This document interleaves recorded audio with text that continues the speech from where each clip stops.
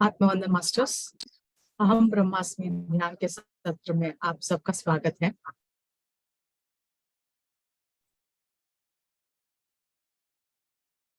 सर्वप्रथम मैं अपने सारे गुरुओं को कोटि कोटि प्रणाम और आभार प्रकट करती हूँ। आज हमारे स्वाध्याय में है इतिशा माधव, हमारी स्वाध्याय स्पेशलिस्ट, और आज बहुत ही बढ़िया सा एक स्वाध्याय लेकर आई है मैम। ये बुक बहुत इम्पोर्टेंट है क्योंकि एडवांस्ड बुक है, सभी को जानना है ये बुक के बारे में। मैं खुद वेट कर रही हूँ कि इस बुक में क्या है, और हम देर न करते हुए ये बुक के बारे में हितिशा माधव के शब्दों में सुनेंगे। तो हार्दिक हार्दिक welcome to you Hitisha ma'am. Thank you. I hope मेरी आवाज आ रही है आपको माधवी मैम? बहुत अच्छा आ रहा है, very good, it's very loud and clear. Thank you so much. सर्वप्रथम मेरे सारे गुरुओं को नमन करती हूँ। आप सबको बहुत बहुत ग्रैटिट्यूड मुझे ये मौका देने के लिए, अहम ब्रह्मास्मि टीम और आप सब लोग जो मेरे साथ जुड़े हैं। थैंक यू सो मच सभी का। बाकी बुक्स बहुत सारी मैंने पढ़ी हैं, बट ये book was one of my बोलते हैं ना लाइफ चेंजिंग, और बहुत ज्यादा इसके बाद मेरी स्पिरिचुअल जर्नी में बहुत प्रोग्रेस आने लगा। तो आई होप जैसे ये बुक ने मेरी मार्गदर्शन किया, आप सबके लाइफ में भी बहुत सारे चेंजेस लेके आएंगे। ये डोरवेज टू द लाइट है, गुरु कृष्णानंद जी ने लिखी है। इससे मैं ज्यादा इसलिए और भी कनेक्ट हो पाए क्योंकि ये बैंगलोर में आज भी इसका संस्था है और ये पिरामिड सेंटर है। यहाँ पे आगे जाते जाते हमें पता लगेगा कि ये क्या है करके। यहाँ पे वो बहुत अच्छे से जो पहले हमें लिखते ही हैं कि ये कोई बोलते हैं, ये मैंने किताब आज जब लिखी, कई सालों पहले मैंने ये बुक लिखी थी, पर ये लिखने के बाद से मैंने देखा कि इतने सारे लोगों में अवेयरनेस आई। 8 साल पहले इसकी पहली प्रिंट हुई थी। कितने लोगों की लाइफ को इसने टच किया है, इतने लोगों को पता लगा, कितने लोगों को इसके बारे में पता लगा। और लोगों ने ना केवल जो साइंटिफिक मास्टर्स हैं, जो लॉजिकली देखते हैं, उन सभी लोगों ने भी इनसे बात किया और वो लोग भी आराम से स्पिरिचुअलिटी में आए और उन सब की अच्छे से यहाँ से ग्रोथ हुई। लोगों ने एक्सेप्ट किया कि ये जो ऋषि है, जो प्रलय है, जो सतयुग के बारे में जो यहाँ पे लिखा, जो पहले लोगों को लगता था कि ये हमारा मिथ है, बट लोगों ने इसको एक्सेप्ट किया और उनकी भी लाइफ में बहुत चेंजेस आ गए। और यहाँ पे वो बोलते हैं जैसे इनके और कृष्णानंद जी की लाइफ में बोलते कई डोरवेज ओपन हुए, वैसे हर एक जन जो ये पढ़े या सुने उन सबकी लाइफ में। तो चैप्टर 1 की शुरुआत में पहला शब्द जिससे उन्होंने शुरू किया कि ये कोई फिक्शन नहीं है। आप ऐसे मत सोचना ये आप कोई साइंस फिल्म या ऐसा कुछ देख रहे हो, क्योंकि यहाँ पे इतनी सारी इवेंट्स हुई है जो आपको लगेगा फिक्शन है। और मैं आप लोगों को कन्विंस नहीं कर रहा हूँ और मेरा ये इंटेंशन भी नहीं है। तो जो कुछ भी यहाँ पे लिखा है सब कुछ रियल है, सत्य है। बोलते हैं जब मैं बहुत हायर प्लेन से देखता हूँ सब कुछ बहुत अनरियल लगता है, यानी बहुत काल्पनिक लग रहा था उनको। जैसे जैसे वो ऊपर गए गए सब कुछ आराम से डिसअपियर होता गया और लाइट ही लाइट और कुछ भी नहीं। सिर्फ एक मात्र, जितना वो ऊपर जाते गए उतना उनको सिर्फ लाइट ही दिखा गया। तो यहाँ पे वो बोलते हैं कि लाइट हर जगह थी, बट मैंने अपनी लॉजिक और साइंस के अंदर में इतना घुस गया था दुनियादारी में, इन सब में, कि मैं भूल गया कि हमारे आजू बाजू में क्या है करके, कितनी रोशनी है। यहाँ से वो शुरुआत करते हैं 1977 में वो अमेरा से मिले। बोलते बहुत ब्यूटीफुल, आगे पता लगेगा अमेरा कौन है। उनके गुरु जिन्होंने इनको मार्गदर्शन दिया, गुरु कृष्णानंद जी को।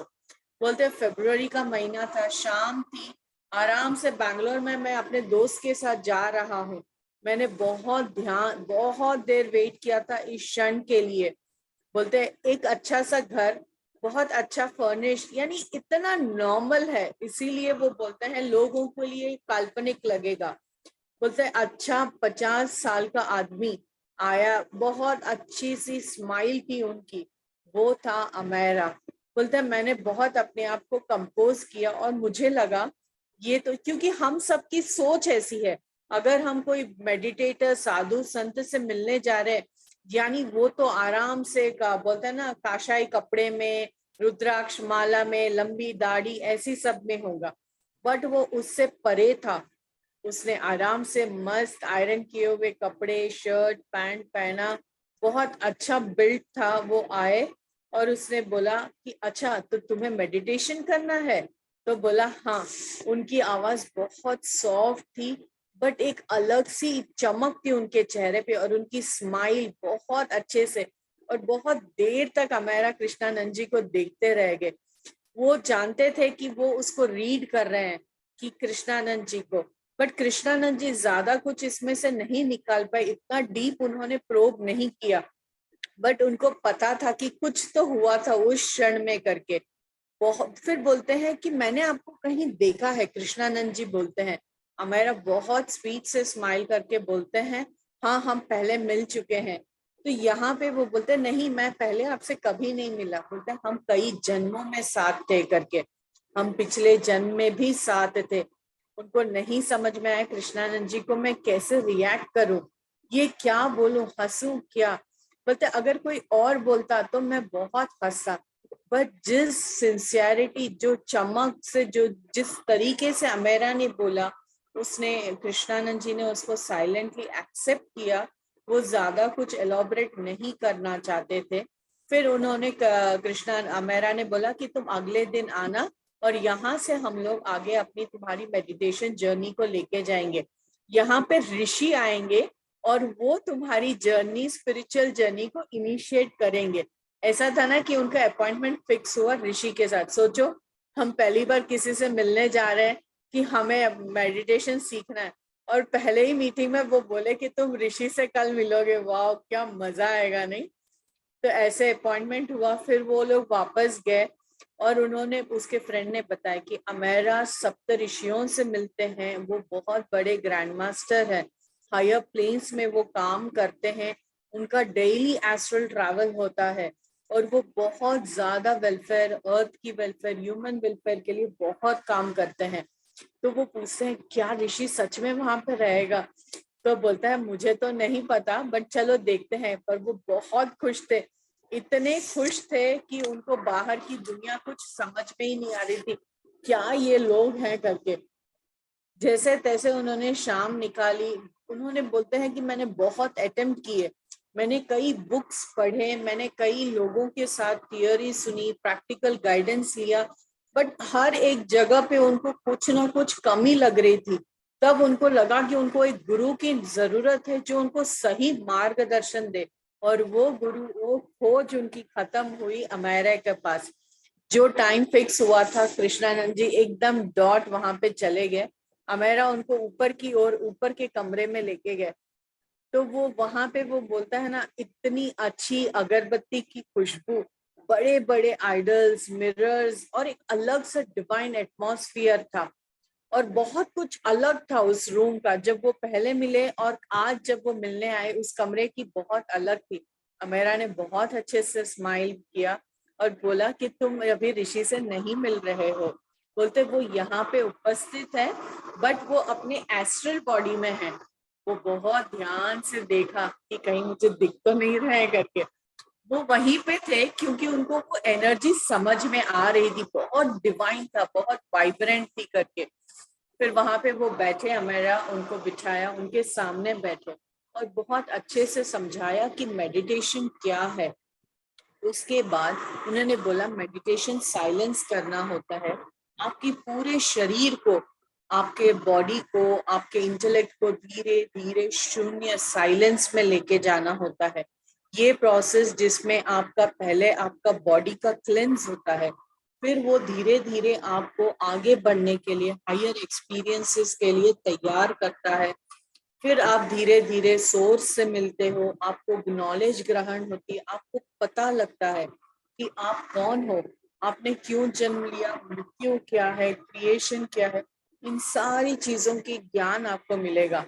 तो वो यहाँ पे पूछते अच्छा तो ध्यान मेडिटेशन का मतलब है कंसंट्रेशन। तो मेरा बोलता है इन सबसे परे है, कंसंट्रेशन करना ही नहीं है, ये कॉन्शियसनेस की ओर की आपकी जर्नी है।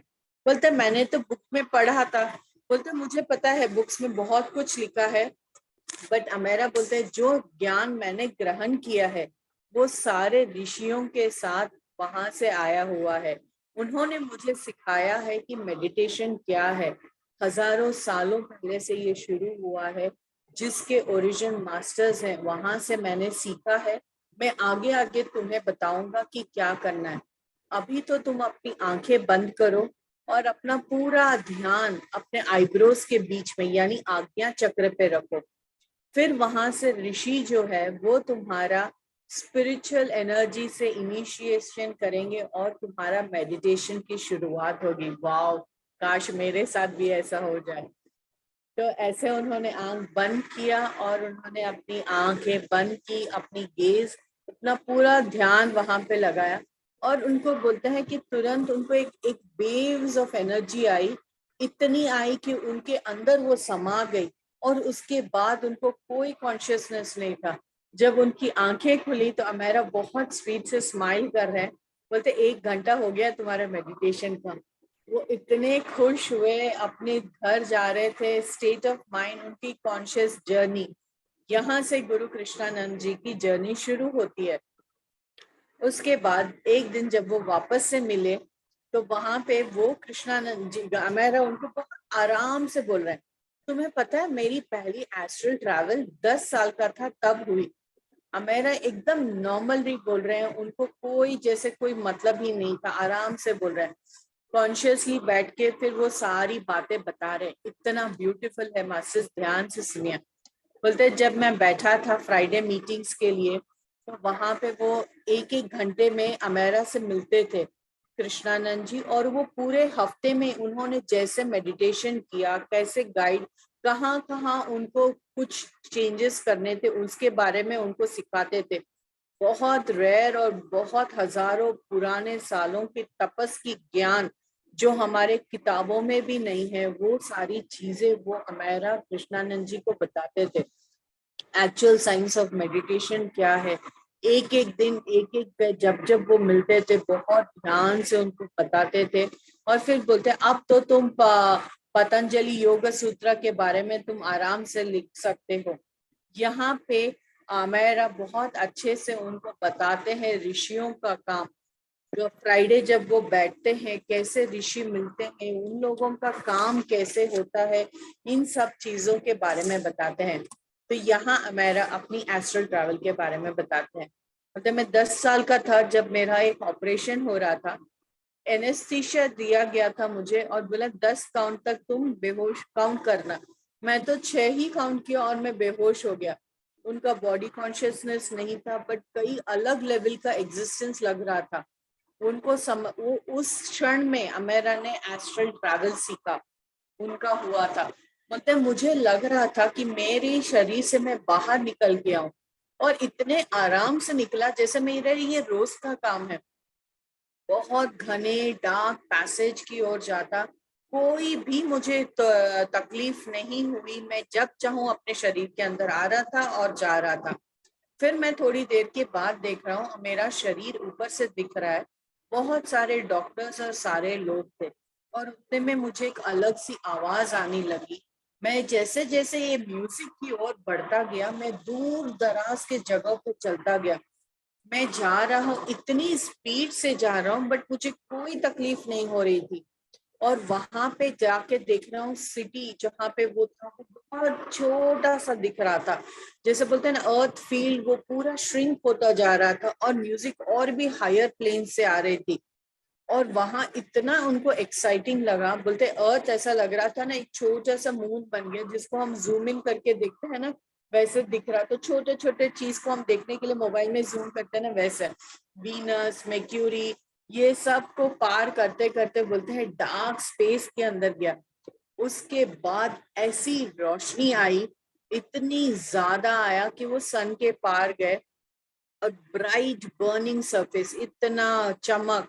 बोलते वहां पे मैं बहुत कुछ देख पा रहा था, बहुत म्यूजिक आ रही थी, सेंट्रल अर्थ पे एक बड़ी सिटी जैसा था वो पूरा। तो बोलते यहाँ इतने बड़े बड़े बिल्डिंग्स थे, कई लोग आ रहे थे जा रहे थे, और उन सब में उनको जो म्यूजिक सुनाई दे रहा था उसके बारे में तो वो भूल ही गए। फिर वो सडनली एक हॉल के अंदर आते हैं और देख रहे हैं कि एक बहुत ही सुंदर हैंडसम एक आदमी बैठा है, एक क्राउन पहना है, और उसका जो थ्रोन, उसका जो क्राउन, उसके चमक बहुत अलग थी। लोग आ रहे हैं उसके सामने सर झुका रहे हैं। मुझे नहीं समझ में आया तो मैंने भी वो किया। इतने में पीछे से मेरे शोल्डर पे किसी ने टैप किया और बोलते तुम, तो बोलते हैं हाँ तुम यहाँ पे क्या कर रहे हो?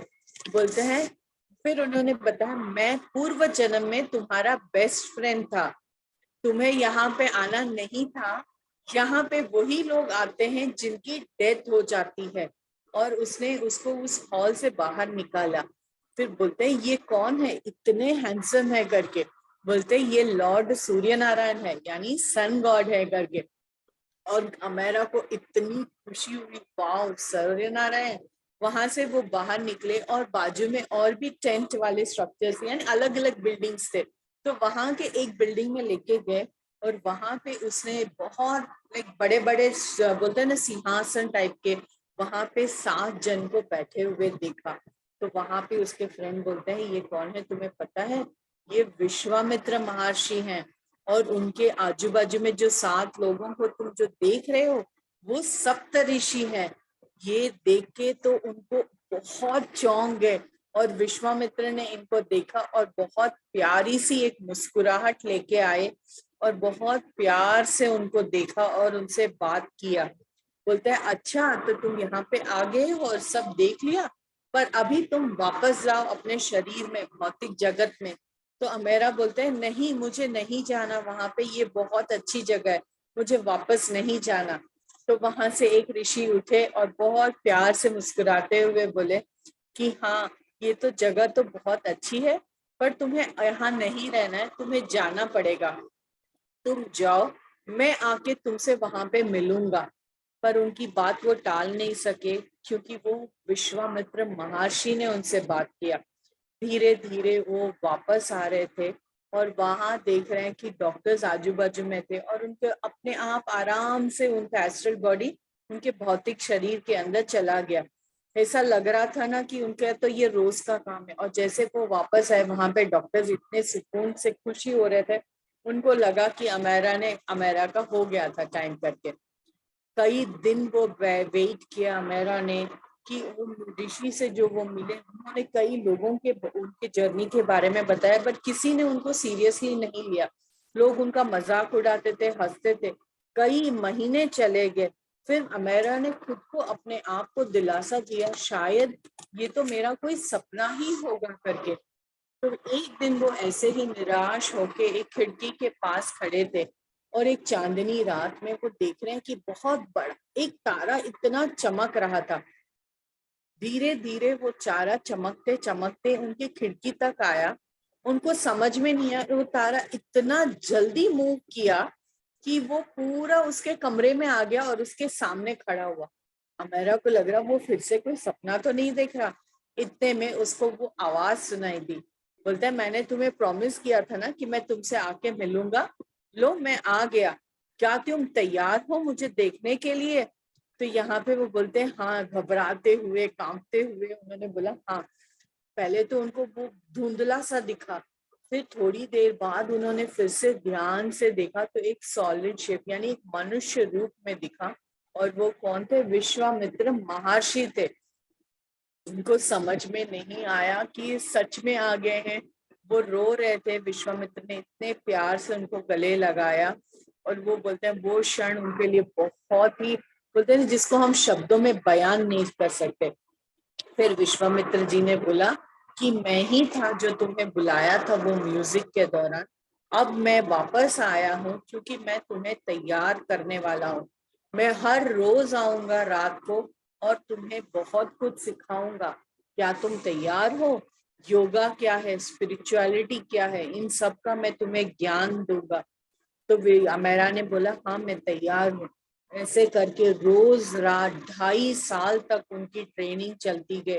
प्राणायाम, मेडिटेशन, डीप समाधि स्टेट में कैसे आना, कैसे वापस जाना, कुंडलिनी जागृत, एस्ट्रल ट्रैवल, मटेरियलाइजिंग, मल्टीप्लाइंग, एक बॉडी में से कई बॉडीज को कैसे, समय का उपयोग, कई और बहुत कुछ उनको सिखाया गया है ये 2.5 साल में। फिर एक दिन रात को विश्वामित्र जी ने अमेरा को एस्ट्रली लेके गए।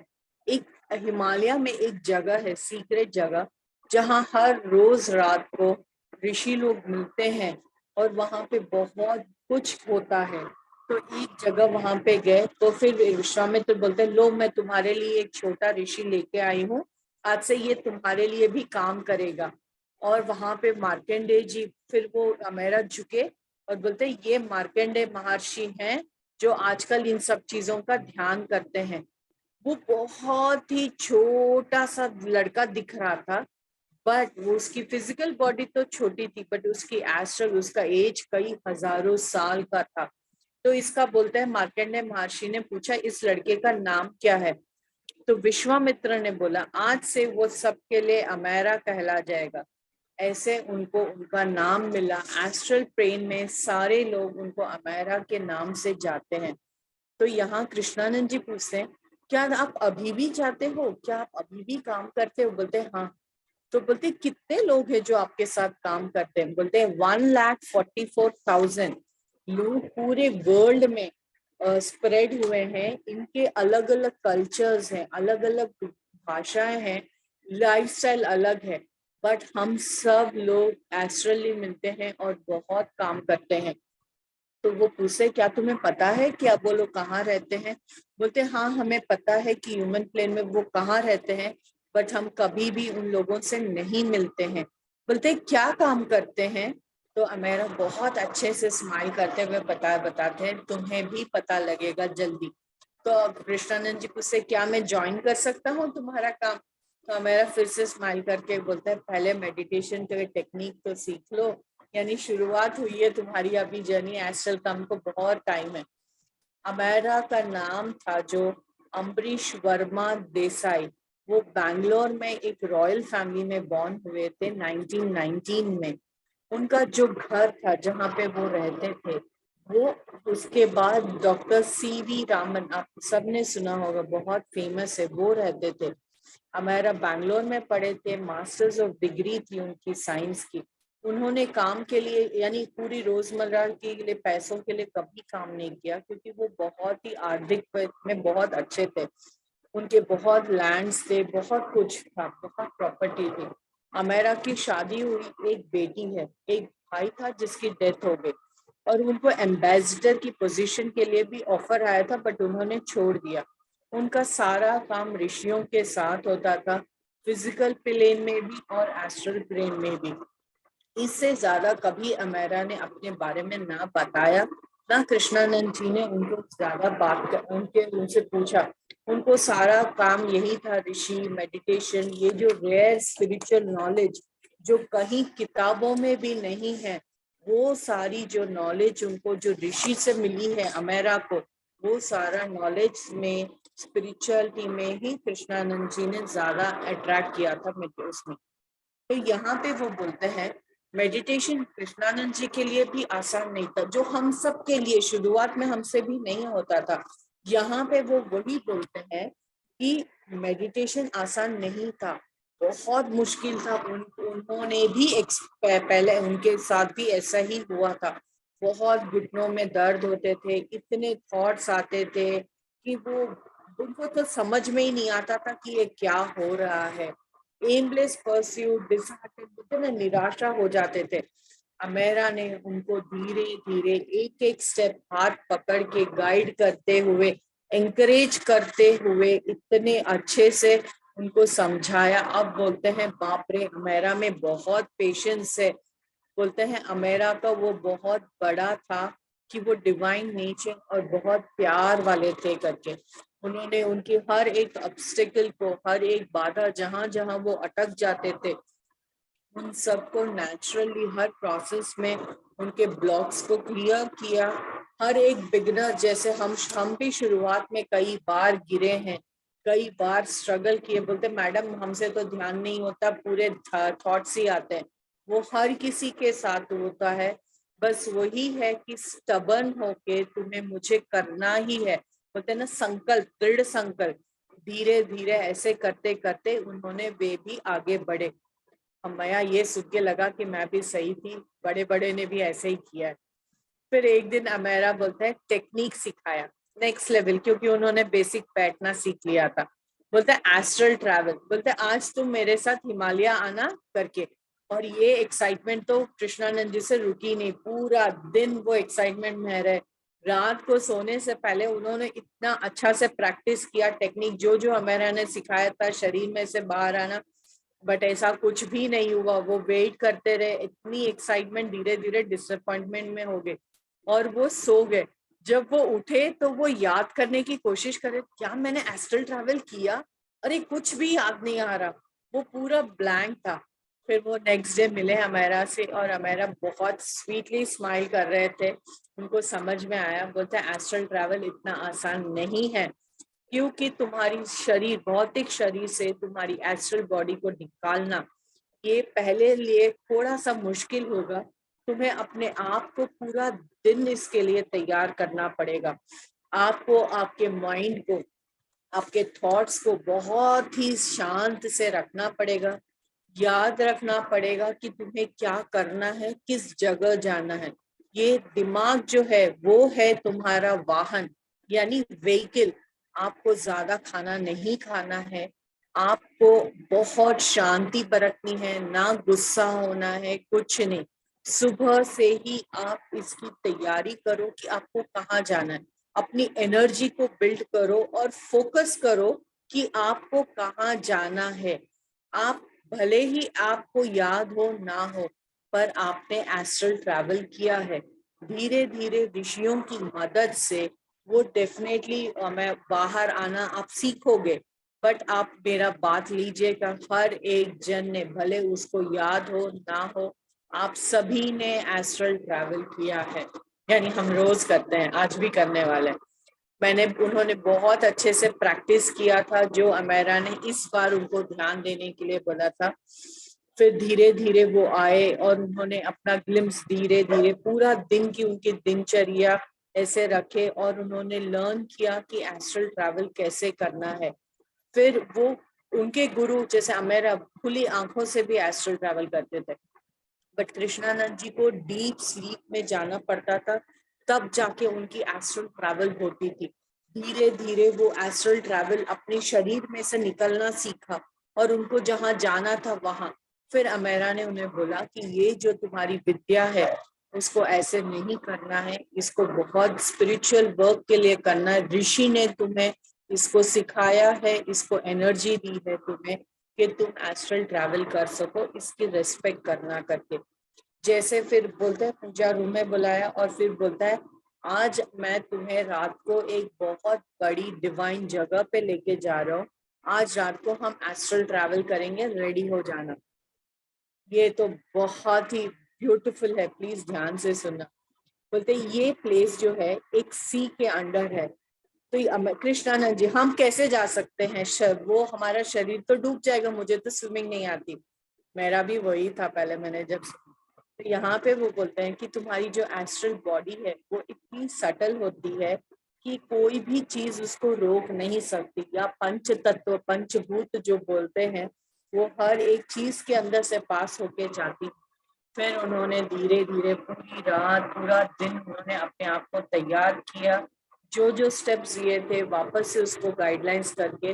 वो हालांकि एक्साइटमेंट में वो सो नहीं पाए, पर धीरे धीरे वो वापस से सोए और जैसे उसके गुरु ने उनको बताया उस तरीके से उन्होंने किया और अपने शरीर से बाहर निकले और जिस जगह पे उनको मिलना था वहां गए। वो पूरा एकदम घना रात का, बोलते ना कोहरा रात था, कुछ लाइट नहीं था, कुछ नहीं था, उनको कुछ दिखाई नहीं दे रहा, पर वो इतना स्पीड से जा रहे थे ना, थोड़े ही सेकंड में उनको लगा कि एस्ट्रल हुआ और वो पहुंच गए। उनको कुछ दिख नहीं रहा था, बट उनको पता था कि वो वहां पे अकेले नहीं थे, वो बहुत बड़े सी के मध्य में खड़े थे, क्योंकि उनको वेव्स की और ब्रीज सुनाई दे रहा था। हालांकि उनको थोड़ा डर भी लगा, बट उनको लगा कि मैं अकेला नहीं हूँ। थोड़ी देर ध्यान रहे तो उनको वहां पे अमेरा दिखे, और थोड़ी देर में उनको दिखे वो सारे लोग जो उनके साथ मेडिटेशन के लिए आते थे, जो मिलते थे, उनमें से कुछ जाने पहचाने चेहरे भी उनको दिखे, तो उनको भी बहुत अच्छा लगा। तो यहाँ पे वो लोग थे, और फिर वो बोलते हैं ना, इतना स्पीड से वो लोग नीचे गए, फ्लैश ऑफ ए सेकेंड में, और वो ओशन के अंदर थे। उन्होंने बहुत बार कैप्चर करना, यानी याद करने की कोशिश की कि वहां से वो सी के अंदर कैसे गए, बट वो उनको याद नहीं था, कुछ भी याद नहीं आया। पर बहुत धीरे, धुंधली धुंधली यादें थी, क्योंकि बहुत अंधेरा था, हमारे आसपास में कोई भी पानी नहीं था। पर पता सी में है और पानी नहीं है, ये क्या है? फिर अमेरा ने बताया कि एक बबल रैप यानी बबल बॉल की तरह है, जिसके अंदर तुम हो। ऊपर तुम्हें सी दिख रहा है, अंधेरा दिख रहा है, और तुम बहुत नीचे में हो, बहुत डार्क स्पेस में हो। ये तुम्हारी एक एनर्जी फील्ड से बनाया गया है, और ये स्पेशल डिवाइन एनर्जी है। अगर दिन होता तो तुम्हें धीमी धीमी सूरज की किरणें दिखाई देती, पर उसके ऊपर एनर्जी फील्ड और उसके ऊपर पूरा ओशन। तो फिर बोलते कहाँ है पता है? बोलते नहीं, हम लंका में हैं। अमेरा का एक्साइटमेंट, उनका जो बोलना था, ये सुन के तो मुझे भी बहुत एक्साइटेड। और धीरे देखते हैं वहां इतनी रोशनी, इतनी लाइट्स, बोलते ना एक पूरा पूरा का पूरा शहर था वहां पे, और बहुत बड़े बड़े बिल्डिंग्स थे। बोलता है ये रावण की लंका है, रियल लंका, जो असली रावण रहता था वो वाली थी। इतनी ब्यूटीफुल थी, इतना एडवांस था वहां पे। और राम ने जब ये सब हुआ तो उनको नहीं चाहिए था कि ये कुछ भी खराब हो, तो वो स्पेशल डिवाइन एनर्जी से बुला के ये पूरा लंका को नीचे अंडर द ओशन उसको आज भी संभाल के रखा है। हजारों साल हो गए हैं। रावण के जो पूर्वज हैं, उनके जो वंशज हैं, आज भी वहां पे रहते हैं। और तुम्हें पता है कौन है यहाँ पे? बोलते विभीषण रहता है और वो देखता है। और यहाँ पे इतनी एडवांस टेक्नोलॉजी थी, स्पेशल सबमरीन्स थे। बोलते हैं फिर यहाँ पे कृष्णानंद जी पूछते क्या तुम विभीषण से मिले हो?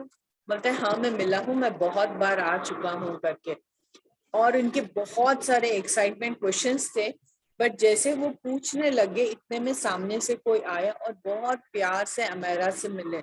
और जैसे वो अंदर गए तो उन्होंने देखा कि वहां पे उनके जाने माने मार्कंडेय महर्षि बैठे हैं, और कई अदर मेडिटेटर्स थे, वो सब बैठे थे। और वहां पे एक बहुत ही यंग कन्या, जिसकी लाइट, जिसकी प्योरिटी, डिविनिटी इतनी ज्यादा थी कि कुछ भी नहीं दिखाई, इतनी रोशनी थी। तो यहाँ पे अमेरा उनको बताते हैं ये पद्मावती है, और वो लॉर्ड कल्कि जो हम लोग वेट करते हैं आएंगे अपना नया अवतार, वो जो अभी शंभाला में रह रहे हैं, ये उनसे शादी करने वाली है।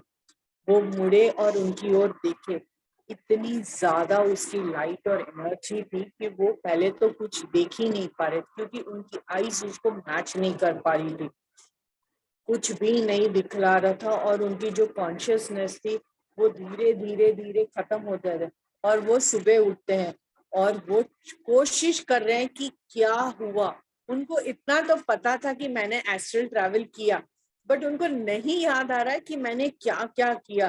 फिर वो वेट कर रहे थे कि शाम को मैं कब अमेरा के पास जाऊंगा और कब मैं ये सब चीजों के बारे में सुनूंगा।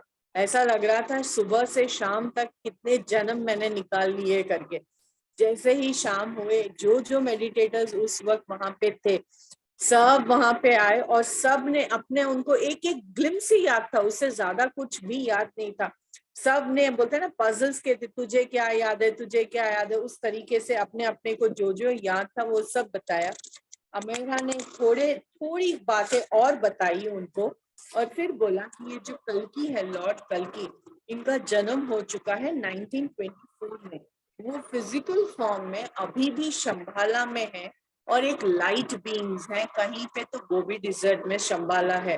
वो एटर्नल यूथ है वो शंबाला की जगह, क्योंकि उसकी ऊर्जा इतनी है। बोलते हैं उनकी ट्रेनिंग चल रही है ऋषियों के साथ। बहुत बड़ा चेंज आने वाला है प्रलय, और वो वेट कर रहा है कि वो जब आए, गोल्डन एरा आए, जब धरती तैयार हो ट्रांजिशन के लिए, तब वो आएंगे। कल उनका बर्थडे था और लंका में हर साल उनका बर्थडे मनाया जाता है। वो एस्ट्रली आते हैं, कई सारे ऋषि आते हैं, कई लाइट बीइंग्स धरती के अलग अलग कोनों से लोग एस्ट्रली आते हैं और वहां पे मिलते हैं। हम लकी थे कि हम उनसे मिल पाए। बोलते हैं मुझे तो कुछ भी याद नहीं है। क्या ऋषियों ने इसको जानबूझ के ये सबको मेमोरी को इरेज कर दिया? बोलते दोनों है। कुछ लोग कुछ ही चीज को याद कर सकते हैं, बाकी चीज आपके अंदर रजिस्टर्ड नहीं है। तो बोलता है ऐसा क्यों? बोलता है अगर तुम्हें सब याद रहने के लिए अभी तुम इतने तैयार नहीं हो, इसीलिए तुम्हारी मेमोरीज को निकाल दिया गया है और ये सारी चीजें तुम्हें धीरे धीरे पता लगेगी। तो यहाँ पे उसने पूछा कि ये पद्मावती है कौन? बोलते बहुत लंबी कहानी है, फिर बताएंगे करके, जैसे हम बताते हैं, यानी ये लोग भी ऐसे बताते, बाद में बताते हैं बहुत लंबी कहानी है। इसीलिए उन्होंने सबसे पहले शुरू किया this is not a fiction, क्योंकि हम सब के मूवीज में, लाइफ में ऐसे ही देखा है। तो यहाँ बोलता है मैंने ये सारी बातें जो उन्होंने एस्ट्रल ट्रैवल किया, जो लंका में गए, ये मैंने किसी को भी नहीं बताया, क्योंकि कोई भी नहीं मानता। और मुझे ये बात किसी से कहनी ही नहीं थी, क्योंकि मैं इन सारी चीजों को अपने तक समेटना चाहता था और मुझे देखना है ये हिडन ट्रेजर क्या है, मैं क्या सीख रहा हूँ, ये सब चीज पहले मैं अपने आप को अनुभव करना चाहता था। तो यहाँ पे वो यहाँ पे रुकते हैं और वो हमें पूछते भी है, रिटर्न में लिखा है, मैं जो ये तुम्हें बता रहा हूँ ये तुम्हें कुछ सेंस में लग रहा है? तुम्हें ये इमेजिनेशन तो नहीं लग रहा है ना? अगर लग रहा है तो पॉज ले लो, फिर वापस जाते हैं, फिर आगे बढ़ते हैं। तो उनको भी हम सबकी मनस्थिति बहुत अच्छे से पता है कि उन्होंने शुरुआत चैप्टर की ऐसे ही की। वहां पे वो बताते हैं अपने बारे में, कृष्णानंद जी, कि मैं बहुत गरीब घर का था, मुझे बहुत लोनलीनेस था, मुझे अपनी जिंदगी में बहुत स्ट्रगल करना पड़ा। हालांकि वो बहुत सारी किताबें पढ़ते थे, उन्होंने कई पोएम्स लिखी, कई फ्रेंड्स के साथ गए, उन्होंने कन्नड़ा लिटरेचर के बारे में उनको बहुत अच्छा नॉलेज था। और नव्य वेव करके जो है उसके बहुत नॉवेल्स लिखे उन्होंने, लोगों को शॉर्ट शॉर्ट कन्नड़ा में स्टोरीज लिखे। हालांकि उन्होंने कभी पब्लिश किया ही नहीं था, वो पब्लिश करने से थोड़ा हिचकिचा रहे थे, क्योंकि उनको लगा उनका काम को और बेहतर होना चाहिए। उनको बचपन से ही पेंटिंग की बहुत अच्छी आदत थी, पर वो फॉर्मल ट्रेनिंग नहीं हुई, बट ऐसे ही शौकिया तौर पे वो करते थे। बट वो उनका वो बहुत अच्छा था, पर उनको वो पेंटिंग भी छोड़नी पड़ी, क्योंकि बहुत यंग एज में उनके फादर की देहांत हो गई और उनके ऊपर बहुत जिम्मेदारी आ गई। उनके शादी भी हो गई, उनकी जो बीवी थी, हालांकि थोड़ी हेल्प हुई उनको, क्योंकि वो टेलीग्राम डिपार्टमेंट में काम करती थी। उनका जो क्रिएटिव प्रोसेस, क्रिएटिविटी थी, जो उनका पेंटिंग था, उनका पोएम्स लिखना, उन सब चीजों को उनको छोड़ना पड़ा। वो उनके साथ बात करते थे, लोगों से बताते थे, पर कोई सुनता नहीं था उनकी बातें का, उनके विजन, क्योंकि उनके भाव ही अलग थे। पर एक दिन उनको एक ऐसा दोस्त मिला जो उनके बारे में सुना, समझा और उनको देखा, और फिर बोलते हैं कि तुम्हारी लाइफ में ना तुम्हें बहुत कुछ चाहिए, तुम बहुत क्रिएटिव हो, पर तुम्हारे लिए ये सभी लोग नहीं है, तुम क्या करोगे फिर ऐसे? फिर उनकी बीवी को भी समझ में आया कि कृष्णानंद जी के अंदर बहुत सारे सवाल थे, बहुत सवाल थे। फिर उन्होंने धीरे धीरे वो लेके गई। एक दिन व्हाइट फील्ड में एक साईं बाबा आश्रम है, वहां पे पुटपति साईं बाबा है, वहां पे उनका आश्रम है व्हाइट फील्ड में। वो उनकी वाइफ उनकी बहुत बड़ी भक्त थी, वो उनके बारे में बहुत कुछ बताती थी। तो उनसे उनको थोड़ा सा लगा कि चलो मैं उनसे मिल सकता हूँ। फिर उनको धीरे धीरे उनकी क्यूरियोसिटी बढ़ी, उन्होंने बोला कि ऐसे बाबा हाथ रखते हैं तो विभूति आ जाती है। तो ये सब चीजें थोड़ी थोड़ी उनको भी समझने लगी कि चलो मैं देखूं तो सही कि क्या है करके। जब वो वहां पे गए, बिल्डिंग में साईं बाबा थे, बहुत लोग थे, बड़ी बड़ी लोग थे, भजन हो रहे थे, बहुत माहौल थोड़ा डिविनिटी वाला हो गया। वो धीरे धीरे साईं बाबा लोगों के बीच में आते थे और सडनली वहां से हाथ उठाते तो वहां से विभूति आ जाता था। तो यहाँ से साईं बाबा वापस अपने बिल्डिंग के अंदर चले गए। बोलते हैं किसी ने तो, उनको समझ में नहीं आया कि ये क्या है, हालांकि वो अपने मन में ही बात कर रहे थे, किसी से बात मन में नहीं किया, ये ऐसे कैसे हो सकता है, ये कौन है करके। बोलते ये थोड़ी ना कुछ मैजिक किया होगा करके, मुझे इसमें पसंद नहीं है। साईं बाबा ने इंट्यूटिवली उनकी बात सुन ली थी, समझ ली थी, और फिर वहां से उन्होंने कुछ बात नहीं की और वो चले गए। तो उनके घर में जो एक बूढ़े आदमी थे, वो बहुत ही डिवाइन थे, प्योर थे। उनके घर में हर बार भजन होते थे और 3 हफ्ते में 3 दिन होते थे, कई लोग आते थे और उनके फोटो में से भी विभूति आते थे। कई बार हनी आता था। तो यहाँ पे उनको पता था कि कोई ट्रिक नहीं हो रहा है, क्योंकि वो जो ओल्ड आदमी था, जो उनका फ्रेंड था, कुप्पन्ना था उसका, वो बहुत ज्यादा ऑनेस्ट था। और उन्होंने बैठ के देखा कि कहीं कुछ मैजिक तो नहीं हो रहा, उनके सामने ये सब कुछ हुआ। जैसे ही उनको एक चीज जो पसंद नहीं आई कि वहां पे लोग इतनी श्रद्धा से भजन कर रहे थे, सब कर रहे थे, जैसे ही वो बाहर आए तो दुनियादारी के अंदर आ गए। यानी क्या, वो ही गुस्सा, यही जेलसी, एक दूसरे के बारे में गलत बात करना, वो इमोशन जो अंदर था वो बाहर आने के बाद कैसे बदल गया, वो चीज उनको नहीं समझ में आ रही थी। और उनका उसके ऊपर से भी विश्वास उठ गया। वो कुछ और ढूंढ रहे थे, इससे भी बियॉन्ड कुछ ढूंढ रहे थे। और एक दिन जब उसके फ्रेंड ने वो भजन के बाद देखा, बोलते तुम्हारे लिए सबसे सही है वो है मेडिटेशन करके। फिर बोलता है मैं एक जन को जानता हूँ, मैं तुम्हें उनके पास लेके जाऊंगा, और उनके नाम है अमेरा। मैंने बहुत लोगों से सुना है साइंटिफिक टेम्पर के बारे में, मेडिटेशन क्या है क्या नहीं, ये सब कुछ, भगवान क्या है, लाइफ क्या है, मिरेकल्स क्या है, बहुत बुक्स पढ़ा। बट उनको ना ये सब चीज ब्लाइंडली वो एक्सेप्ट नहीं कर पा रहे थे। बोलते किसी ने कहा तो मैं मान लूं, वो सब चीज ये वो मान ही नहीं पा रहे थे। किसी बोलते ना लॉजिकल माइंड, लॉजिकल माइंड से उन्होंने सब कुछ पढ़ा था। बोलते ना, उन्होंने बोला मैंने कई किताबें पढ़ी, क्योंकि उनको किताबें, और वो जो चीज जैसे अभी उन्होंने बोला कि विभूति आ रही है उसके अंदर से, तो वो लॉजिकल माइंड से सुन रहे थे, देख रहे थे। और ऋषि के बारे में तो जो इंसान लॉजिकल माइंड से सुनेगा उसको प्रूफ चाहिए। और प्रूफ क्या, हम क्या देखेंगे, हमारे जो मस्तिष्क, हमारी जो स्थिति है, हमारी जो क्षमता है, उसी से सोचेंगे। बट ये सारी चीजें उससे कई ऊपर की चीजें, तो जिसके लिए हमारे पास लिमिटेशंस है, क्योंकि हम लॉजिकल माइंड से सोच रहे हैं। ये सारी हम साइंस में, लैबोरेटरीज में अगर साइंटिफिकली प्रूवन है तो हम आंख बंद करके मानते हैं, वो हमारा लॉजिकल माइंड है। बट ये उससे भी डीपर है, ये जो कॉन्शियसनेस की जो बात कर रहा है, ह्यूमन लाइफ, ये जो चीज है, ये जो टाइम के बियॉन्ड है, सिविलाइजेशन के बियॉन्ड है। आपको इन सब चीज को, लॉजिकल माइंड को परे रख के, आपको इस सत्य को, इस साइंस को, इस स्पिरिचुअल साइंस को आपको देखेंगे, तभी आप इसको समझ पाएंगे और इसको ग्रहण कर पाएंगे। अमेरा से वो क्यों कनेक्ट हुए, क्योंकि अमेरा एक स्पिरिचुअल साइंटिस्ट था। उन्होंने बहुत सारी विद्याएं उन्होंने की है, जैसे थर्ड आई, एस्ट्रल ट्रैवल, अलग अलग डायमेंशंस में जाते थे, कम्युनिकेट करते थे लाइट बीइंग से, किसी भी कॉर्नर में, किसी भी कॉस्मोस में, और बहुत कुछ था।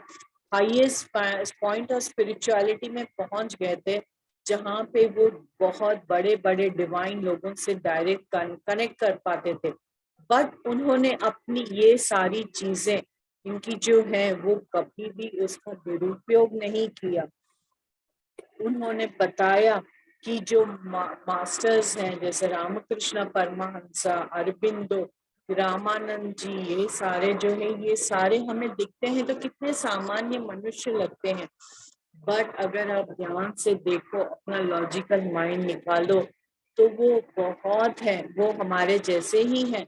जैसे वो हमारे साथ हंसते हैं, क्रिकेट देखते हैं, ट्रैवल करते हैं, अच्छा खाना खाते हैं, फिल्म देखते हैं, म्यूजिक देखते हैं, ये सब हमारे जैसे ही हैं भौतिक शरीर में, बट उनकी डिविनिटी जो है वो बहुत ऊपर है, वो बहुत सेंसिबल और मैच्योर्ड है, वो बहुत ग्रेट मास्टर है। वो क्यों इतने ग्रेट मास्टर हैं?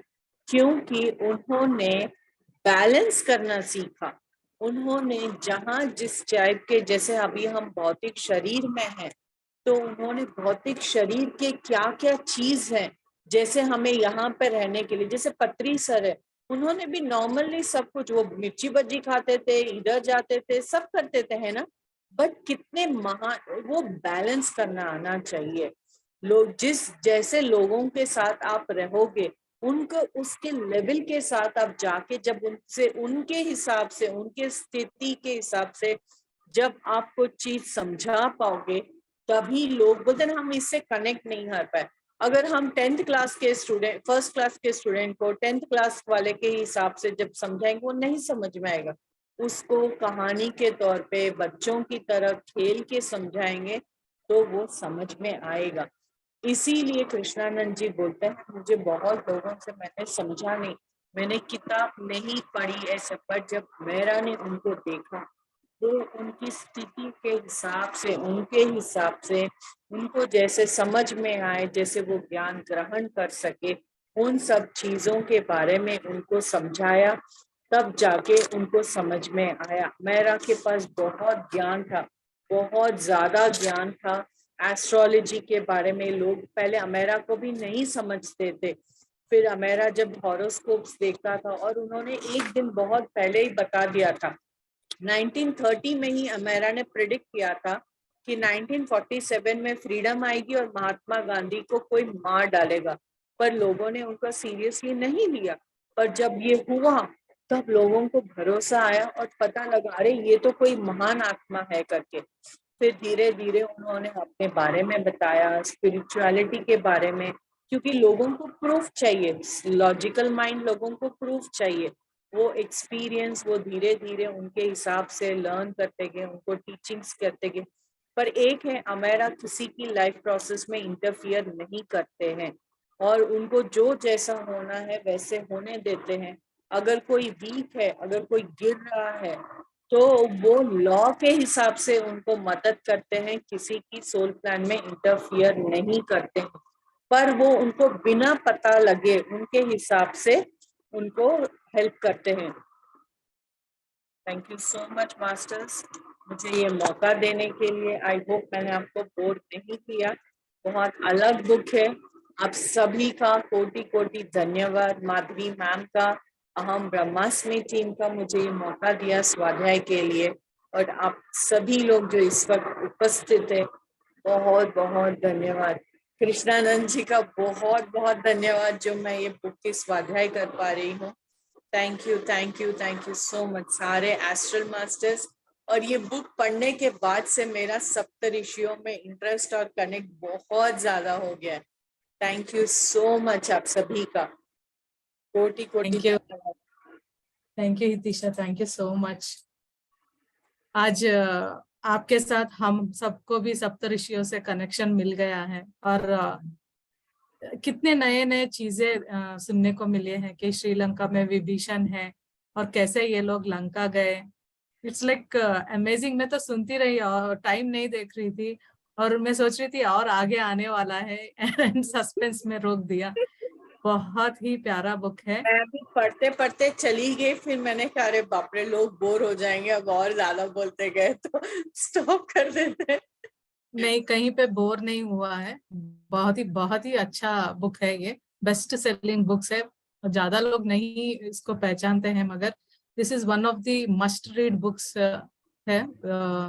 तो हम लोग definitely will be waiting for the next part 2, और या पार्ट 3, पार्ट 4, कितने भी होंगे, मगर इन डिटेल में this book has to be done. So हम लोग आशा करते हैं वो आज हमें आपके द्वारा वो सप्तऋषि सभी गुरुजन को हम आभार प्रकट करते हैं और lots and lots of gratitude to Hitisha की आपने इतनी अच्छी बुक हम ब्रह्मास्मि में स्वाध्याय किया। Thank you so much.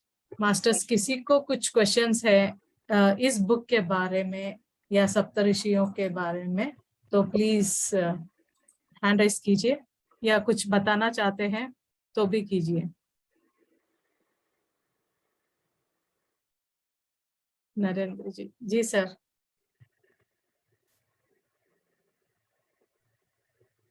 Ji sir, unmute कर ले। हाँ, हाँ जी आत्मनंदन। Sir, आत्मनंदन sir.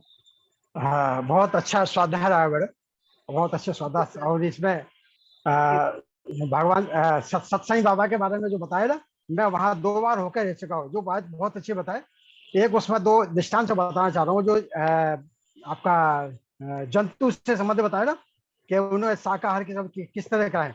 तो एक बार मैं उसमें गया तो उसमें उन्होंने बता रहे थे कि सज्जन कि वो एक बार साईं बाबा गाड़ी के साथ जा रहे थे, तो गाड़ी में जाते आते उनका ड्राइवर चल रहा, तो उनको नींद आ गई हल्के से, और ड्राइवर चला रहा है, ड्राइवर जा रहा है, तो आगे देखा एक सांप आ गया पूरी रोड पे, सर्प आ गया।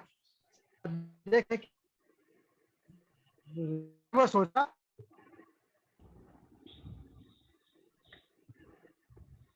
सर वॉइस कट हो रहा है आपका सोचते थोड़ा। सोचते बोले भगवान को कष्ट ना हो, इसमें चला जाता हूँ, तो निकाल के ले गया। क्योंकि रोकेगा, झटका लगेगा तो नींद खुलेगा, ये सोच को। एक मिनट, हाँ निकाल अभी दीजिए। ठीक है? हाँ जी सर जी।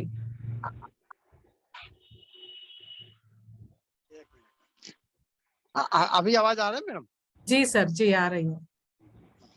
तो वो एक बार जब घर आश्रम वापस आ रहे थे, तो उनके ड्राइवर ने देखा कि सामने रोड पे एक सांप आ गया, और साईं बाबा को नींद लग गई थी, थोड़ा सा आंख झपक रही थी। तो उन्होंने कहा कि मैं अगर इनको ब्रेक लगाता हूँ, इनको झटका लगेगा, इनकी नींद खुलेगी, भगवान को परेशान होगी। ये सोच के उसने जगह नहीं, और आगे देखा कि वो उनके ऊपर चढ़ जाएगा, जीव के ऊपर, जीव हत्या हो जाएगी, जीव को लगेगा। तो उसने सोचा, ये सोच देखा, अरे भगवान को कष्ट नहीं होना चाहिए, और जीप पर चढ़ा दिया। आ गया, सीधा घर आए, वापस आ गए। आश्रम में आके अपने ऑफिस में ड्राइवर को बुलाया, बोले रास्ते में कुछ हुआ था? बोले सोच में पड़ गया, भगवान को पता चल गया। बोले क्या हुआ? बोले नहीं, वो रास्ते में एक सर्प आ गया था, तो तुमने बचाया क्यों नहीं? नहीं, वो आपको फिर आपको कष्ट हो जाता, उसको लगा दे। तो उसने अपनी, साईं बाबा ने अपनी पीठ उतार के दिखाई। बोले चारों चक्रों के निशान उनके शरीर पे थे। मतलब उन्होंने जीव को, कष्ट को लेके अपने ऊपर ले लिया पूरा पूरा, ऐसा उसने बताया। तो ऐसा करके उन्होंने जीव के कुछ, मैं अगर जीव की हत्या करोगे मेरे को कष्ट होगा, आपको जीवों को किसी को कष्ट नहीं देना। ये शाखा को बहुत अच्छा बताया। और एक बार उसमें मैं शामिल था, जब साईं बाबा थे उसमें, तो उन्होंने पूरी एक सभा में बैठे हुए थे। उसमें क्या हुआ था, हमारे साथ का एक व्यक्ति था, वो बोला वहां 3 बजे से लाइन लगाना पड़ता है, नहा के तैयार करके लाइन में। तो उन्होंने देखा कि 3 बज गया और बाबा का दर्शन का टाइम हो गया, 4 बजे का लाइन लगाना पड़ेगा। तो उसने, अरे कौन नहा के ऐसे मुंह धो के चल देता हूँ, मुंह धो के चला गया। सामने सभा में बैठे हुए व्यक्ति को साईं बाबा बीच में बात करते करते बोले, इस सभागार में एक व्यक्ति ऐसा है जो बिना नहाए धोए आया है। अरे उसको पता चल गया, उसको बड़ी गलती हुई। वो जाके अपनी पश्चाताप के लिए 2 बार नहाया, 2 बार नहा के आया, और उसके बाद फिर आगे बैठ गया। फिर उन्होंने जैसे ही आगे बैठा, उन्होंने बोला पश्चाताप के लिए 1 ही बार नहाना, दो बार नहाने की जरूरत नहीं है। मतलब ऐसे साईं बाबा थे, उनको हर चीज को पता पड़ जाता था। अभी हमारा साईं सुंदर कार्यक्रम चलता रहता है, बहुत शांतिपूर्वक रूप से रहता है, और मेडिटेशन में रहता है, सारा सिस्टम रहता है, बाल विकास का भी ऐसा रहता है, और मेडिटेशन में रहता है। देखिए 2 स्टेप करता है, ये मेडिटेशन में थोड़ा सा अंतर है। तो मेडिटेशन में अपन सीधे मेडिटेशन में ध्यान करते हैं। बहुत अच्छा मैडम ने स्वाध्याय बताया, धन्यवाद। मैं साईं बाबा का उसमें गया था 2-3 बार, इसलिए मेरे को याद आया तो मैं उसको बताया। थैंक यू, धन्यवाद। Thank you so much sir, बहुत ही अच्छा एक्सपीरियंस था, बहुत बहुत धन्यवाद आपको। Thank you. लक्ष्मी मैम बात कीजिए। आत्मवंदन हितिशा मैम। आत्मवंदन मैडम। आज आपका तो एकदम अच्छे से सुनाई दिया, नहीं तो गड़बड़ होते रहती है पीछे, तो आवाज आपकी अच्छे से नहीं आती है। पर आज मजा आ रहा था स्टोरी सुनने में। बुक का नाम क्या है ma'am? Doorways to light. Hindi में पता नहीं, हिंदी में शायद हाँ, पब्लिश नहीं, हुआ वो कि भी नहीं पार्ट है। हो गया था ना, तो मुझे समझ में नहीं आया पहले क्या था इसमें। हाँ, पर अच्छा है। अभी अभी मैंने वो पढ़ रहे हैं क्या, कि पढ़ लिया है उन्होंने? पढ़ लिया मैम। ये बहुत नहीं, सेकंड टाइम बहुत हो रहा है हमारे लिए। मस्त है एकदम स्टोरी। बहुत अच्छा है बुक। हाँ, मैं बोलती हूँ कुछ किताबें ना, भले आपको भाषा समझ में आए नहीं आए, कुछ एनर्जी। किताबों को आपको खरीद के रखना चाहिए, क्योंकि किताबों की भी ऊर्जा रहती है। जैसे हम बोलते हैं ना, भगवत गीता, रामायण, वो रखनी चाहिए। भागवत, ये सारी भले आपको पढ़नी आए नहीं आए, तो इसमें ऐसी भी कुछ किताबें हैं, जैसे law of the spirit world है, फिर योर सोल प्लान है, तो आगे ये बुक भी है, शंभाला भी है, और भी कुछ है। तो मेरे जैसे पत्री सर ने रिकमेंड बहुत सारी की है, बट कुछ किताबें आप बस रखिए, वो ऊर्जा भी आपको बहुत आगे तक लेके जाएगी। हाँ, वो तो तो है। पता नहीं, ये थैंक मेरा भाव है और मेरा मानना है। मैं बुक से बहुत, मेरे को लगाव है बहुत ज्यादा। Thank very you. Good, very good. Thank you हमारे मैम, लिए बहुत थैंक ही अच्छा है मैम। यू। आप पढ़ो, हम लोग सुनते आप रहेंगे। पढ़ो, हम सुनते हैं बस। थैंक यू निशा जी, बहुत सुंदर बुक है, आपने बहुत अच्छे से एक्सप्लेन किया। इट्स हाँ, वेरी, और जो आपने कहा ना कि बुक से एनर्जी मिलती है, सो आई एग्री। मैं भी यही करती हाँ, हूँ कि पढ़ लेंगे थोड़े दिन बाद, लेकिन उनको लाके रख लें सो दैट कि उनसे पूरी एनर्जी मिलती रहे। थैंक हाँ, यू थैंक यू, वो थैंक तो। Santosh ji, thank you so much. जी मैम जी। तो मास्टर्स चले ध्यान करते हैं आधा घंटा।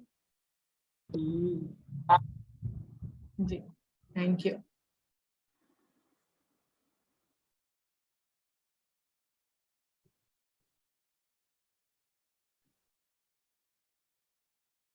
मैम आप गाइड करके आप कैन, ओके, मैं म्यूजिक प्ले कर। क्योंकि आज हमने इतना अच्छा ज्ञान ग्रहण किया, मैं स्वाध्याय के सेशन में दूसरी जगह पे जहाँ भी ले रही हूँ, मैं एंड में देती हूँ, बट आज हम शुरुआत में ही धरती माँ को कृतज्ञ करेंगे कि ये जो एनर्जी हमें आज सप्त ऋषियों की, एस्ट्रल ट्रैवल की जो हमने ग्रहण किया है, वो सभी को मिले, सबका मंगल हो, सर्वे जना सुखनो भवन्तु। तो पहले ये 5-10 मिनट पूरी समर्पण से आप ये एनर्जी को धरती माँ को, पूरे ब्रह्मांड को दीजिए कि सब लोग अपनी स्थिति से उन्नत स्थिति में आगे बढ़े। तो आज हम पहले शुरुआत उससे करते हैं, फिर हम अपने डीप ध्यान में जाएंगे। तो थोड़ा सा गाइड करूंगी आपको।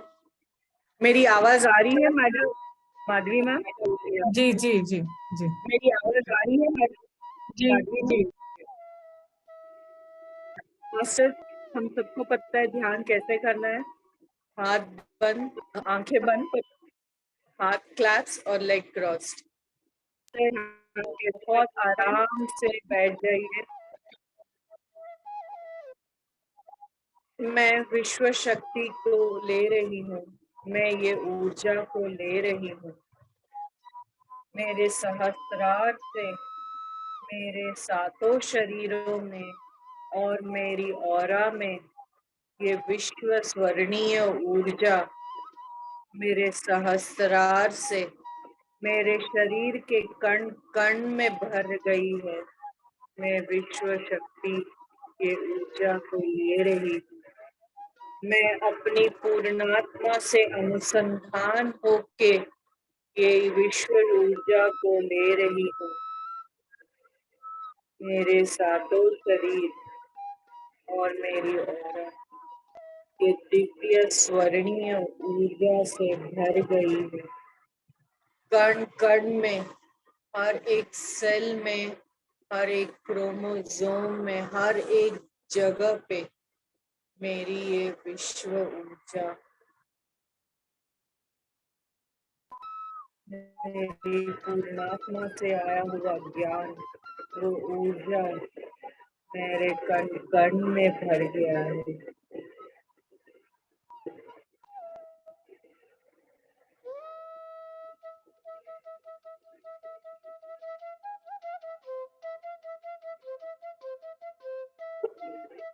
ये विश्वात्मा विश्व ऊर्जा को मैं अपनी दोनों हथेलियां और दोनों पैर खोल के अपने अनाहत शक्ति से पूरे समर्पण से, निस्वार्थ भाव से, श्रद्धा से स्थिति स्थायी और सब स्थैर्य से मैं धरती माँ को, पूरे ब्रह्मांड को मैं अर्पण करती हूँ। हर एक चीज जो डिवाइन सोर्स से आई है, मैं विश्व ऊर्जा अर्पण करती हूँ। धरती माँ पूरे कण कण में ये विश्व ऊर्जा भर जाए, पूरे ब्रह्मांड में भर जाए। बहुत बहुत धन्यवाद इस क्षण के लिए।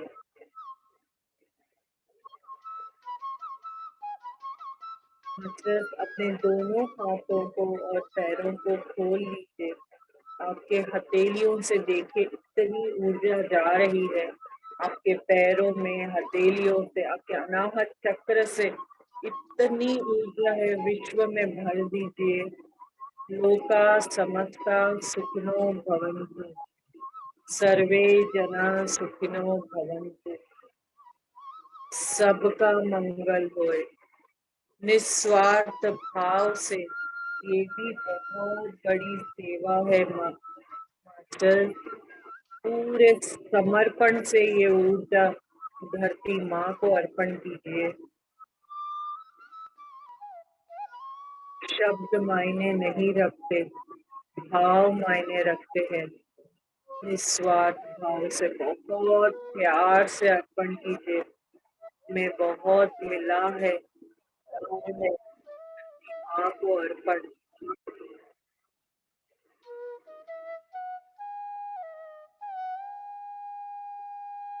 कोटि कोटि धन्यवाद माँ आपका। प्राकृतिक माता आपका भी शत शत नमन। कोटि कोटि धन्यवाद धन्यवाद धन्यवाद। अन्नपूर्णा माता का धन्यवाद। कोटि कोटि पंच तत्वों का, पंचभूतों को कोटि कोटि नमन। ये स्वर्णीय ऊर्जा आप सभी को अर्पण करते हैं।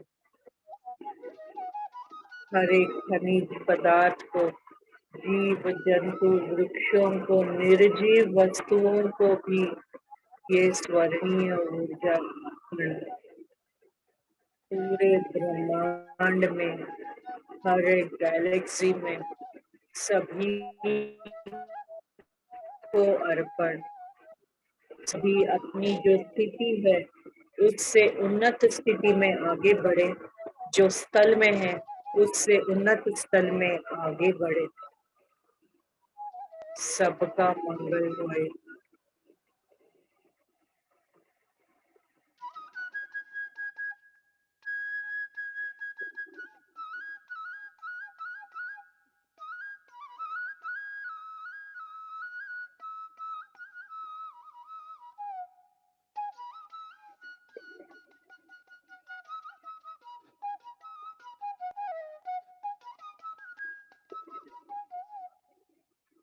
सृष्टिकर्ता की सहायकरणी के रूप में धरती माँ को शामिल करने के लिए अपनी स्थिति स्थायी और क्षमता से, निस्वार्थ भाव से, पूरे समर्पण से ये स्वर्णीय ऊर्जा मैं धरती माँ को अर्पण करती हूँ।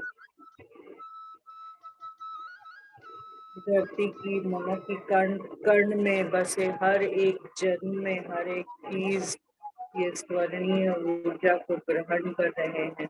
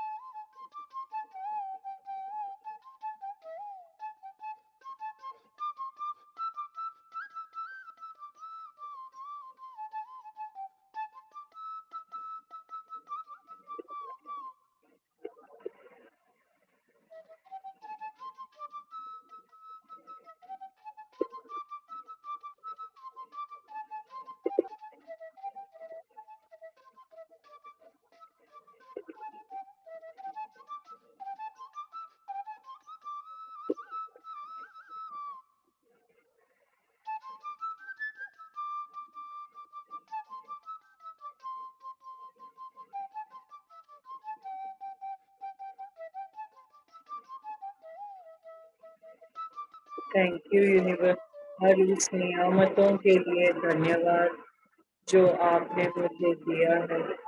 हर उस स्पिरिचुअल गिफ्ट के लिए धन्यवाद जो आपने मुझे दिया है।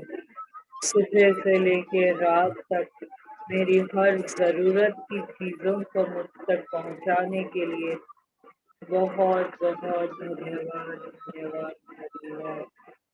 इस क्षण के लिए धन्यवाद, इस ध्यान के लिए धन्यवाद।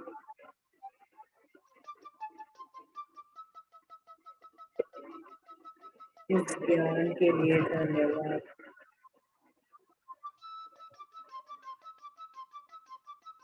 ये विश्व ऊर्जा का धन्यवाद जो हम ग्रहण कर रहे हैं। ये शरीर के कण कण का धन्यवाद। ये माध्यम है हमारा, ये मंदिर है जिसके साथ, जिसके द्वारा हम हमारी हर एक सीख को सीख रहे हैं, ज्ञान कर रहे हैं, ज्ञान बांट रहे हैं। हम ये विश्व ऊर्जा को ग्रहण कर रहे हैं। शरीर के कण कण को कोटि कोटि हर एक श्वास जो हम ले रहे हैं उसका धन्यवाद धन्यवाद धन्यवाद।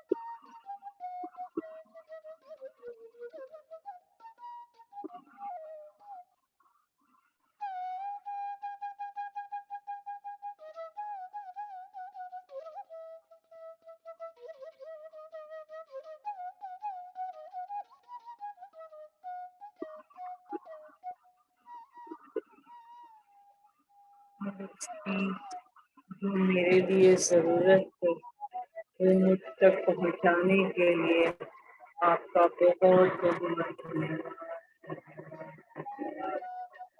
हर एक ज्ञान जो मुझे मिल रहा है, हर एक मार्गदर्शन जो मुझे मिल रहा है, उसके लिए आपका धन्यवाद धन्यवाद धन्यवाद।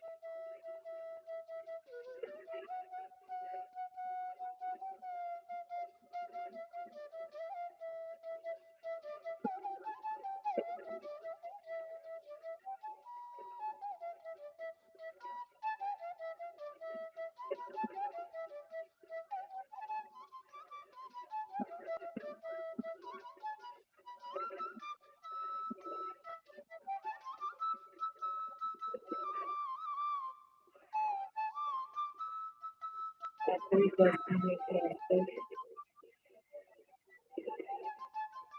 और चाहे तो अपने हाथों और पैरों को क्रॉस कर सकते हैं।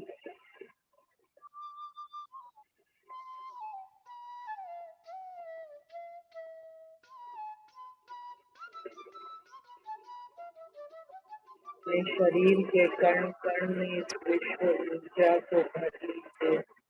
अपने सातों शरीर अपनी ऑरा में देखिए, ये विश्व ऊर्जा, वो ज्ञान आपके अंदर भर रहा है। आपकी बॉडी और ऑरा सील हो चुकी है। ये ऊर्जा अपने शरीर के कण कण को देखिए, महसूस कीजिए उस ऊर्जा में डूबे हुए। उसको थैंक यू बोलिए।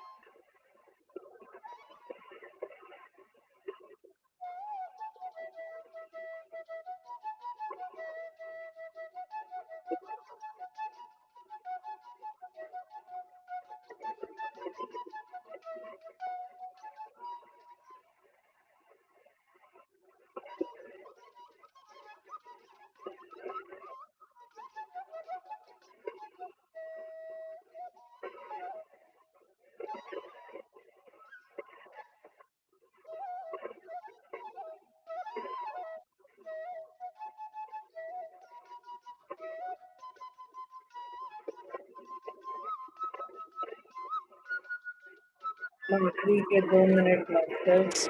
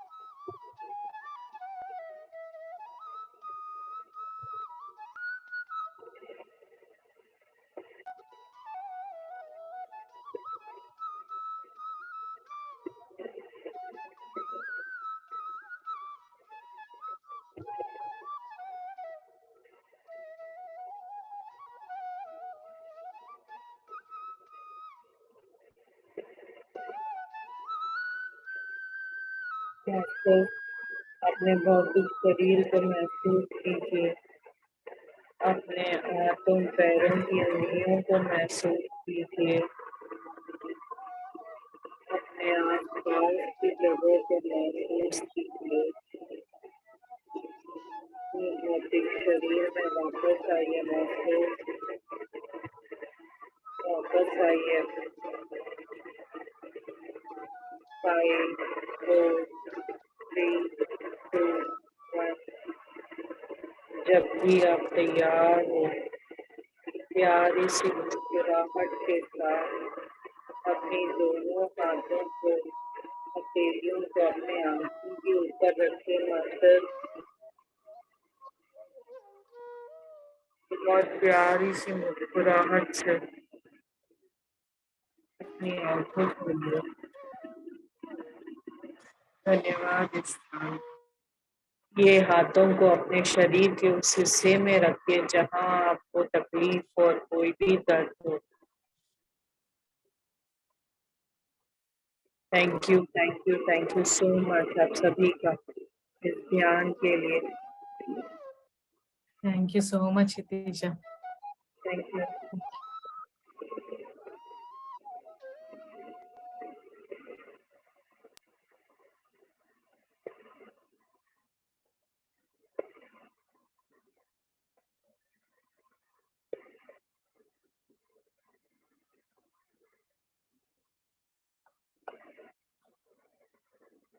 अभी भी लोग ध्यान में है लगता है।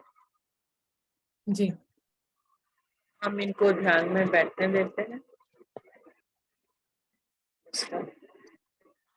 थैंक यू फ्रेंड्स जुड़ने के लिए। इसी ऊर्जा से बने रहे और कल हम फिर एक नई ऊर्जा से स्वाध्याय में मिलेंगे इसी समय। तब तक के लिए इसी ऊर्जा से बने रहें। तब सभी को शुभ रात्रि और सर्वे जना सुखिनो भवन्तु। Thank you so much.